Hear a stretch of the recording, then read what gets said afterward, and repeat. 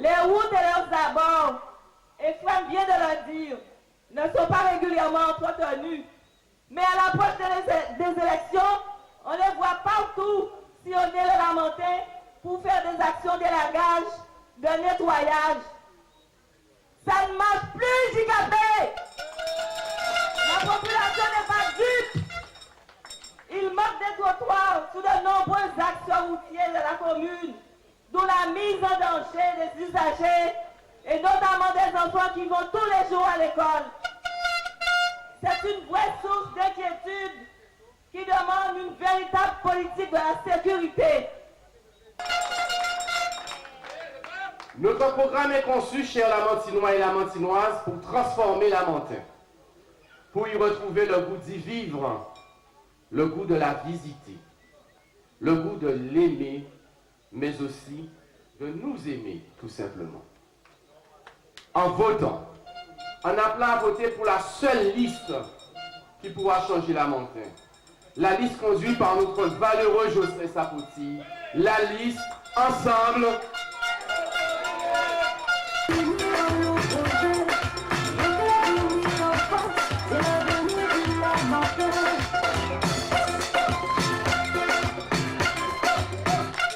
Population de la Rosière, ça va toujours? Ouais! Brigitte Maïfo, allez! Ouais! Alors ceux qui sont dehors, rapprochez-vous! N'hésitez pas, on vous attend!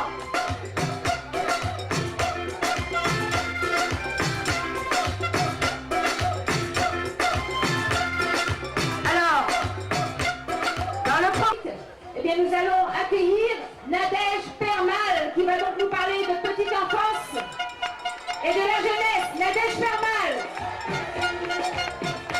Au Lamentin, il n'y a qu'une crèche municipale. Donc à vous est acceptable. Ok. Cette crèche municipale a une capacité d'accueil de 50 places. Et ça sous certaines conditions. Et pour tous ceux qui ne répondent pas à ces conditions, qu'est-ce qu'Amélie a fait? Elle n'a rien fait. L'Amélie n'a rien fait pour cela. Excusez-moi, à partir de la montagne, ne compte que 50 enfants âgés de 3 mois à 3 ans. Et j'en doute fort.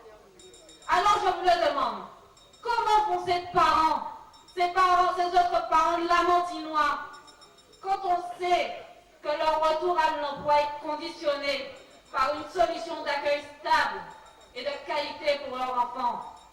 Comment s'aménager du temps pour une recherche d'emploi? Comment s'aménager du temps pour passer un entretien? Comment s'aménager du temps pour suivre une formation, voire une reprise d'activité professionnelle sans solution d'accueil pour nos enfants? Que l'on a peu de moyens, peut-on espérer dégager du temps pour améliorer sa solution en termes d'emploi? Dans tous les domaines de la vie quotidienne. Dans tout. En tourisme, il part bon. En nouvelles technologies, il part bon. En pédagogie, il part bon. Encadrement des jeunes, il part bon. En pariculture, il part bon. Et dans le domaine de la petite enfance, il a abandonné même.